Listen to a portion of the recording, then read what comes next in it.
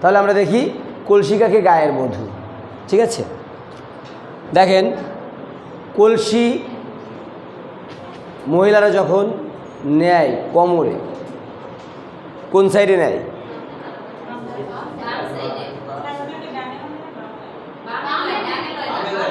বেশিরভাগ সময় কলসি বামে নেয়, ডানে ওই যে মানুষের ডান বাম যে থেকে চর্চা আছে ওইটার কিছুটা চেঞ্জ হয়, কিন্তু বেসিক্যালি ন্যায় হচ্ছে গিয়ে বামে।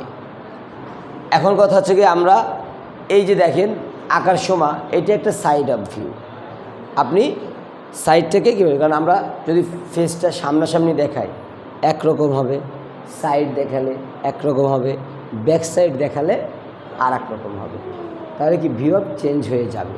দেখুন আমি যখন বলছি যদি বাম মানে ব্যাক সাইড দেখাই তাহলে কিন্তু আমার এই সাইডে বাম পড়ছে, তাই না? আমি যদি ফ্রন্ট সাইড দেখাই তাহলে আমার এই সাইডে বাম পড়ছে, হ্যাঁ, ঘুরে যাচ্ছে না? আবার আমি সাইড ভিউ অফ করলে তাহলে আমার এই সাইডটা দেখাচ্ছে। এখন আমার একটাই বডি কি একটাই, আমার মুভিংয়ের কারণে বডিরও কিন্তু তারতম্য আপ ডাউন করছে। আপনি সাইড ভিউ অফ দেখলে কিন্তু বডি কিন্তু কম দেখছেন, তাই না? স্পেসিফিক জায়গাটা কমে যাচ্ছে, ফ্রন্টে দেখলে পুরোটা দেখছেন, স্পেসিফিক জায়গাটা বেড়ে যাচ্ছে। তাহলে আমরা কিন্তু বলেছিলাম যে আমরা মানুষকে সহজ করার জন্য আমরা 3টা অংশে ভাগ করে ফেলেছি, তাই না? তাহলে আমরা 3টা বক্স করি, দেখতে সমস্যা হয়।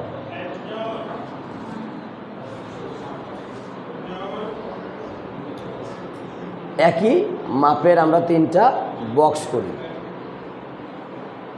আমাদের মাপটাকে ঠিক রাখার জন্য, আর একটা সার্কেল। এখন এইটা দিয়েই আমরা কাজটা করে ফেলব। এখন গায়ের বধূ যখন বলছে তখন একটা চুলের খোপা মানে আর একটা সার্কেল কিন্তু আমার এসে গেছে, তাই না? আর মহিলা যখন বলে তখন সিটিটা মাঝখান থেকে, তাহলে এই ফরমেশনটা বোঝা গেছে। এখন কলস যেহেতু কোমরে নয়, তাই না? প্রথম অংশ কিন্তু পর্যন্ত আমার কিন্তু কোমরই পড়ে, তাই না? তাহলে আমি এইখানে এখন একটা গোল দিই। এখন কলসের একটা মুখ আছে, তাহলে কলসটাই দেখি। তাহলে দেখেন এই বক্সের সঙ্গে আমার কলসটা কি এই যে মাপটাকে ধরছে কিন্তু। এখন এইটা যদি গলা হয়, তাই না? এইখান থেকে দেখেন শাড়িটা এই যে 2টা টান দিলে চলে আসলো, এইখান থেকে ব্লাউজের গলাটা 2টা টান দিলে চলে আসলো। জিনিসটা কিন্তু ইজি আপনি যদি ফরমেশনটা ঠিক রাখেন। এখন এইখান থেকে আমরা শাড়ির ভাঁজটাকে ধরি, এইখান থেকে আমাদের কি এই যে ঘাড় কাঁধ, তাই না?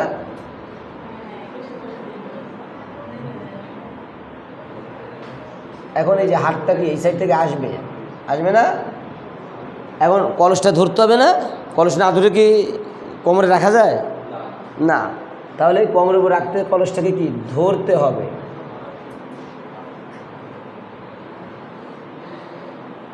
দেখেছেন? এখন কি কলস ধরা হয়েছে?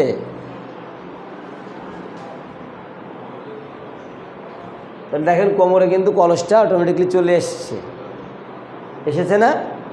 দেখলে কিন্তু বোঝা যাচ্ছে যে একটা কলস কোমরে রাখা হয়েছে। এখন এইখান থেকে এই যে হাতটা বের করলাম, এই হাতটা ছাড়া থাকবে।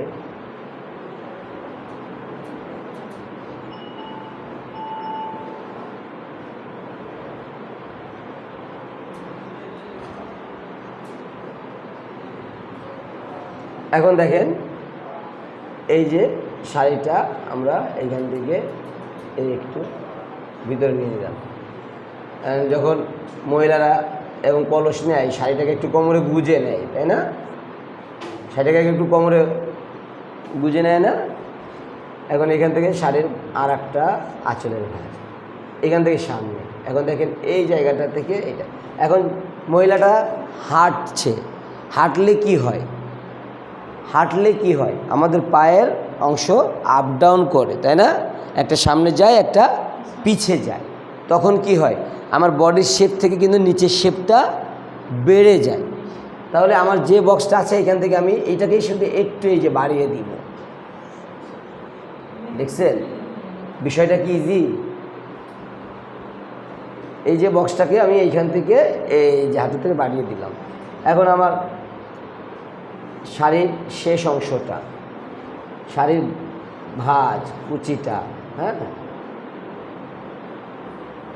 এখন এই যে লাস্টে দুইটা দাগ রাখছি, এইটা যে পা, যেহেতু আমি হাঁটছে সামনে একটা পিছনে একটা, যে লুঙ্গি পরুক শাড়ি পরুক টান খেয়ে ওইটা স্পেসিফিক নিচের সঙ্গে মিশে যাবে। তাহলে এইখান থেকে আমি এখন পাটাকে বের করতে পারছি। আগে আমরা কি করব, পায়ের অংশটাকে, এখন সে সামনে হাঁটছে, এই আবার এই পাটা যেহেতু হাঁটছে ওইটা থেকে ওইটা একটু উঠবে। তাহলে এখন দেখেন একটা মানুষের হাঁটার ভঙ্গি কলস নিয়ে আমরা কি পেয়েছি। এখন কান আছে, তাই না? মহিলা যখন আছেন তখন চুলটা একটু ঢেউ ঢেউ দিবেন। তারপরে কানের এই বরাবর ব্রু, তারপরে মাঝখানে কি নাক, তারপর ঠোঁট, এখানে চোখ। কানে চাইলে একটু দুল পরাই দিতে পারেন, যেহেতু গায়ের বধূ একটু কানে দুল টুল পরে।